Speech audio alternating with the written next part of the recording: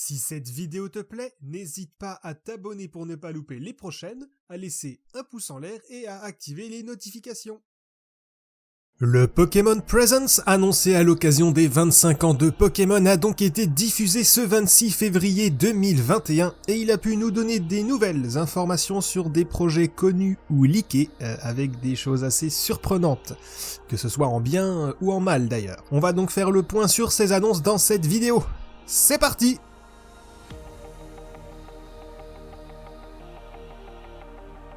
Bienvenue sur la chaîne Tekendo et comme prévu nous allons revenir sur le Pokémon Presents du 26 février en suivant l'ordre des annonces. On est donc parti pour New Pokémon Snap. On ne va pas passer beaucoup de temps sur ce jeu puisque finalement nous n'avons pas eu d'informations très importantes dans la présentation. La vidéo montrée a surtout permis de confirmer que le jeu arrivait toujours le 30 avril 2021 et a donné quelques bribes d'informations sur le phénomène Lumina qui avait été mentionné lors du précédent trailer. Ce qui m'intrigue un peu, c'est que d'après le site officiel de Pokémon, le joueur va enquêter sur ce phénomène à l'aide du professeur Miroir, mais on voit très bien dans la vidéo que c'est a priori le joueur qui va appliquer cet effet sur les Pokémon, soit pour les faire briller, soit pour modifier certaines animations ou effets visuels, comme on a pu le voir avec un Flambino dont les flammes sont passées à la couleur bleue. Du coup, ça voudrait dire que les humains ont déjà un certain contrôle sur ce phénomène et connaissent déjà son fonctionnement, ou alors pas totalement. Peut-être a-t-il une utilité plus forte et c'est ce sur quoi nous enquêterons, mais ce n'est pas encore très clair. Le jeu semble également conserver la formule de l'opus de Nintendo 64 avec un petit véhicule qui va suivre des rails, donc il ne sera visiblement pas question de laisser le joueur se balader où il le veut. Il y aura peut-être des petites zones avec plus de liberté, mais tout ce qui a été montré jusqu'à présent est contrôlé par le jeu, même l'avancée du véhicule qui n'a pas l'air gérable. On nous a également parlé du mode photo, puisque c'est quand même le système sur lequel Pokémon Snap se base. Au-delà de prendre des Pokémon en photo, il sera possible d'ajouter des filtres et des stickers sur les clichés avant de les enregistrer et de les publier dans une sorte de réseau social, puisque les joueurs pourront donner des likes aux publications des autres. Cette fonctionnalité en ligne n'a pas été détaillée, donc on ne sait pas si seuls des uploads de photos seront possibles et si les likes obtenus serviront réellement à quelque chose en jeu, comme un accès à une boutique ou un déblocage d'objets cosmétiques ou de nourriture pour appâter certains Pokémon. Les images montrées dans la vidéo ont l'air plus belles que celles du précédent trailer, avec moins d'aliasing et quelques lumières mieux gérées, ce qui donne un résultat plutôt satisfaisant. D'un autre côté, le fait que les déplacements ne soient pas laissés entre les mains des joueurs aide beaucoup à cela, puisque l'on ne peut se concentrer sur la modélisation d'une zone bien précise, avec des angles de vue délimités par l'emplacement du joueur le long d'un rail, ce qui limite donc les modélisations 3D, les affichages inutiles, pour se concentrer sur ce qui sera réellement vu par le joueur. Je n'ai toujours pas craqué pour le jeu personnellement, j'aimerais bien plus de fonctionnalités un peu fun ou un peu plus de liberté dans les mouvements car j'ai peur de vite m'ennuyer. New Pokémon Snap semble bien se coller au jeu d'origine en y apportant évidemment une touche graphique plus importante. J'ai quand même hâte de voir ce que le jeu proposera à sa sortie et peut-être après avec d'éventuelles mises à jour ou DLC pour l'ajout de zones d'exploration ou de Pokémon. Le format deal dans un archipel ne me semble pas présent pour rien. Voilà ce que j'ai pensé de New Pokémon Snap, et on passe maintenant au gros morceau qui fait débat, la 4e génération. En effet, le remake de la 4e génération de Pokémon était demandé par une bonne partie des fans depuis bien longtemps, et avec les rumeurs qui tournaient autour de l'anniversaire de Pokémon, mais aussi des 15 ans de Diamant et Perle, on pouvait s'attendre à revoir la 4e génération cette année, et c'est désormais officiel puisque Diamant étincelant et Perle scintillante arriveront pour la fin de l'année 2021, très certainement pour le 12 ou le 19 novembre comme d'habitude avec les jeux Pokémon. Si dans le fond cette annonce a fait plaisir à la communauté, la forme est cependant plus discutable. En effet, les rumeurs tournaient soit vers un jeu en 3D utilisant le moteur de Pokémon épée et bouclier, après tout ce serait logique et cela le rentabiliserait un peu mieux, soit vers un épisode plus léger, toujours en 3D mais comme l'a été Pokémon Let's Go. Enfin, une dernière rumeur effectuait un mix des deux précédentes avec un jeu entre guillemets normal mais avec le système de capture de Pokémon Let's Go. La réponse a été donnée dans le Pokémon Presents, et c'est rien de tout ça, enfin presque. Et oui, comme vous le voyez sur les images qui défilent, on revient sur un épisode très classique dans son approche et faisant évidemment penser aux opus sur DS et Game Boy avec une 2D vue de dessus. Ces remakes sont, dans leur forme, des copies exactes des jeux d'origine, sauf que tous les éléments visuels sont en 3D au lieu d'être en 2D. Personnellement, c'est une approche qui ne me dérange pas, qui m'a toutefois surpris quand j'ai vu le jeu, mais le choix n'est pas choquant et loin d'être débile contrairement à certaines réactions que j'ai vues sur Twitter. Le point qui a le plus choqué est l'aspect des personnages dans le monde de Sinnoh, traités à la façon des chibi avec des têtes plutôt volumineuses et des corps très petits. Bien, je suis désolé de vous dire, mais les personnes mécontentes, là, si vous prenez Pokémon Diamant et Perle sur la DS et que vous regardez vos personnages, eh bien ils sont aussi traités de la même manière, sauf qu'ils sont en 2D. Donc leur passage en 3D dans ce style n'est absolument pas déconnant et encore une fois, fidèle à l'original. Je peux comprendre que ça ne plaise pas, et qu'à l'heure où les derniers jeux, et même sur 3DS, sont passés sur une 3D plus classique. Le choix reste compréhensible et pas seulement pour une question d'économie, même si ça a dû jouer dans la balance, on ne va pas se mentir. Dans Pokémon Diamant et Perle ont été introduites des fonctionnalités ou des systèmes qui ont ensuite été repris et améliorés dans les opus qui suivaient et qui partageaient cette vue de dessus avec un déplacement en case par case. Je pense au Pokéradar et à la recherche des Pokémon Shiny. En faisant un remake similaire au dernier jeu sorti, il aurait été soit nécessaire d'abandonner des fonctionnalités, soit de les modifier drastiquement et de perdre leur intérêt ou leur fonctionnement d'origine, ce qui aurait été relativement dommage. Il faut aussi savoir que ce n'est pas Game Freak qui s'est occupé de ces remakes. Pour la première fois, c'est un autre studio nommé ILCA qui s'attaque à la série principale. Si vous ne le connaissiez pas avant cette annonce, comme moi d'ailleurs, eh bien sachez que le studio a travaillé sur Nier Automata, Dragon Quest XI S, Ace Combat 7 ou encore Metal Gear Rising, donc des jeux plutôt très différents de Pokémon. Plus récemment, le studio s'est occupé de l'application Pokémon Home, qui est arrivée en 2020 sur la Switch et les smartphones.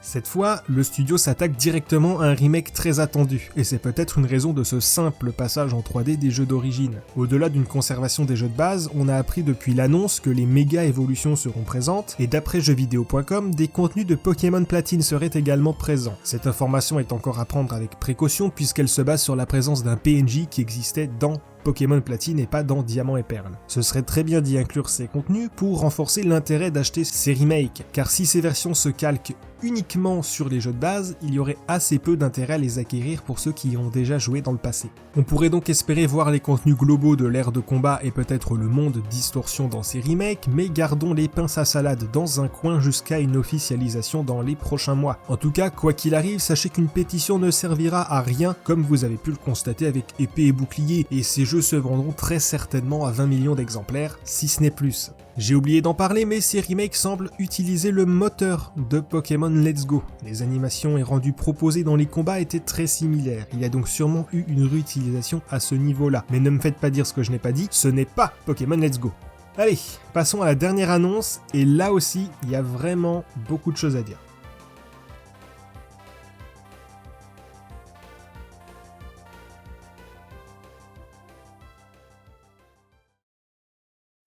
Comme ce n'est pas Game Freak qui a travaillé sur les remakes de la 4ème génération, c'est qu'ils sont soit virés, soit qu'ils travaillent sur un autre projet. Heureusement, c'est bien la seconde option qui est retenue et on comprend mieux pourquoi c'est le studio ILCA qui s'occupe de Diamant et Perle. Game Freak travaille en effet sur un nouveau jeu Pokémon qui se déroule également à Sinnoh et dans le passé par rapport à Diamant et Perle. Il semble fortement lié à Arceus puisque le Pokémon considéré comme créateur des Pokémon lui donne directement son nom. Il s'agit d'un jeu qui a introduit de gros changements dans la série puisqu'il a été présenté comme étant un action RPG. Par exemple, les jeux des licences Tales of, Elder Scrolls, The Witcher ou encore The Legend of Zelda sont aussi dans cette catégorie. Ce nouveau jeu, considéré comme étant bien un jeu canonique, introduit une nouvelle branche à la série principale de Pokémon à travers le nom des légendes Pokémon au pluriel, en commençant donc par Arceus. Et le choix semble très adapté, on a les remakes de la 4ème génération qui arrivent et cette même génération a permis d'introduire de nombreuses informations sur l'histoire de Pokémon, notamment autour de Arceus. Et comme nous fêtons aussi les 15 ans de la 4ème génération, eh bien la boucle est bouclée. Comme je le disais, ce jeu semble pas mal changer des épisodes principaux de la série puisqu'il semble plutôt axé sur l'exploration et la découverte d'une région de Sinnoh à peine habitée. Les informations partagées durant le Pokémon Presence indiquent que le joueur aura pour rôle de créer le premier Pokédex de la région. Il ne sera donc pas question de la quête habituelle de la récolte des badges, puis du défi de la Ligue. Le joueur devra visiblement se faufiler et se cacher dans les hautes herbes pour s'approcher au plus près des Pokémon sauvages dans le but de les capturer. Il semble également possible de faire des combats au format tour par tour habituel. Le choix est peut-être laissé aux joueurs, il sera sûrement nécessaire de combattre afin d'affaiblir les Pokémon les plus forts pour les capturer plus facilement, alors que les Pokémon de petite taille ou au premier stade d'évolution seraient peut-être capturables sans attendre. Ce jeu propose donc un monde intégralement ouvert avec une caméra libre, poussant encore plus loin le concept des terres sauvages que nous pouvions retrouver dans les versions épée et bouclier. La grande inconnue de ce jeu concerne son contenu, les activités qui pourront y être réalisées et surtout dans quel but. Retrouverons-nous des antagonistes au fin fond de la région? Le sommet du mont Couronné cache-t-il un secret? J'espère personnellement que l'histoire qui est racontée ne servira pas de prétexte à une zone de jeu vide de contenu. La géographie de la carte semble bien plus intéressante que les propositions faites dans les terres sauvages, autant l'exploiter pour proposer des choses qui changent de l'ordinaire. Une chose est sûre, le format que prend ce jeu devrait permettre à Game Freak de réintégrer une fonctionnalité principale de Pokémon épée et bouclier, je parle bien évidemment du Poké Camping. Bon ok, je me moque un peu, mais je pense qu'il sera de retour et j'espère qu'il aura une réelle utilité cette fois. C'est très bien que Game Freak puisse s'exprimer sur des jeux qui ne sont plus cloisonnés par la formule de la série principale. Ils ont eu le temps pour bosser le concept et j'espère que cela se sentira. Comme ils n'ont pas eu à sortir de nouveaux jeux en 2020 en proposant 2 DLC qui étaient déjà avancés peu après la sortie du jeu original, ils ont eu plus de temps à consacrer à ce nouvel opus. Et il reste une bonne année de développement à venir puisqu'il est prévu pour le début de l'année 2022. Je serais même prêt à attendre plus longtemps pour que ce qu'ils souhaitent nous proposer soit vraiment bluffant et rafraîchissant. Il sera intéressant de suivre l'avancée faite sur le jeu au fil de l'année, car nous le reverrons à coup sûr dans de prochains Pokémon Presents ou Nintendo Direct, dont un qui devrait se montrer aux environs du mois de juin, comme à chaque fois que des jeux Pokémon doivent sortir. Je me demande également si la licence continuera d'évoluer avec Game Freak comme seul développeur sur la série principale, ou si The Pokémon Company a enfin pris conscience qu'ils ne peuvent pas tout faire avec un rythme d'usine. Permettre à un studio comme Ilka ou d'autres, internes ou externes à Nintendo, de travailler sur des remakes pendant que Game Freak se concentre sur la série principale serait une bonne chose et donnerait plus de souplesse aux équipes de travailler ces projets sur des cycles de 2 à 3 ans. Maintenant qu'une nouvelle branche se crée dans la série Pokémon, il est probable que celle-ci suive un cycle basé sur une nouvelle génération, suivi d'un remake d'une génération précédente, puis d'une légende Pokémon liée à ce remake, ou tout simplement sur un Pokémon ou une région ayant une histoire à développer, voire une réelle histoire autour de Deoxys, Jirachi ou Celebi serait, je pense, intéressant. De même pour Necrozma et tout ce qui est lié aux Ultra Chimères ou encore à Zygarde. L'annonce a été assez surprenante, enfin si on ne s'était pas fait spoiler les images quelques heures avant, est très intéressante pour la suite de la série. Un point m'inquiète toutefois, c'est la technique pure du jeu. Dans les images montrées, certaines n'auraient à mon sens pas dû être présentées tellement les problèmes de technique étaient visibles, avec des animations très saccadées et un aliasing vraiment très présent. Évidemment, le jeu est en plein développement et des optimisations seront réalisées d'ici sa sortie, mais ça laisse une image mitigée de l'annonce alors que la promesse est assez forte. Game Freak a mis beaucoup de temps à travailler sur de la 3D et également sur des textures en haute définition, puisqu'habitué au pixel art des jeux Pokémon sur les consoles mobiles, et on voit qu'ils ne maîtrisent peut-être pas encore correctement tout ceci. Couplez cela à une console qui, en termes de puissance, oblige à une forte optimisation ou à certains sacrifices, et vous obtenez une mise en avant encore plus flagrante du retard technique qu'a pu prendre Game Freak, même s'ils font de leur mieux pour le combler.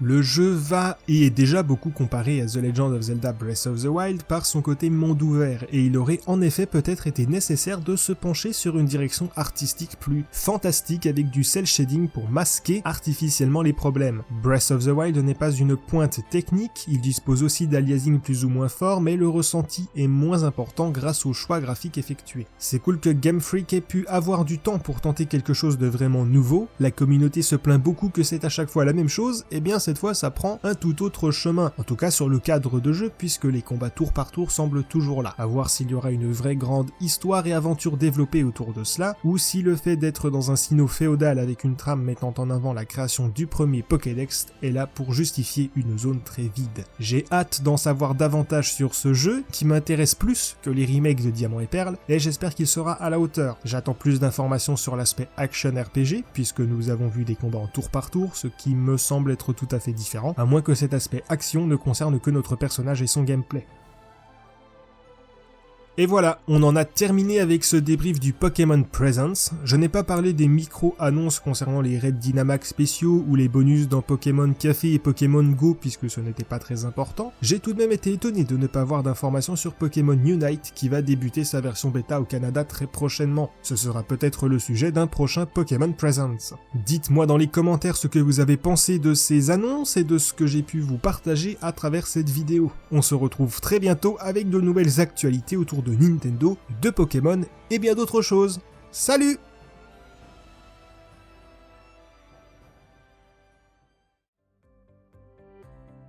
Merci d'avoir regardé cette vidéo, on se retrouve très bientôt avec de nouvelles informations. À très bientôt!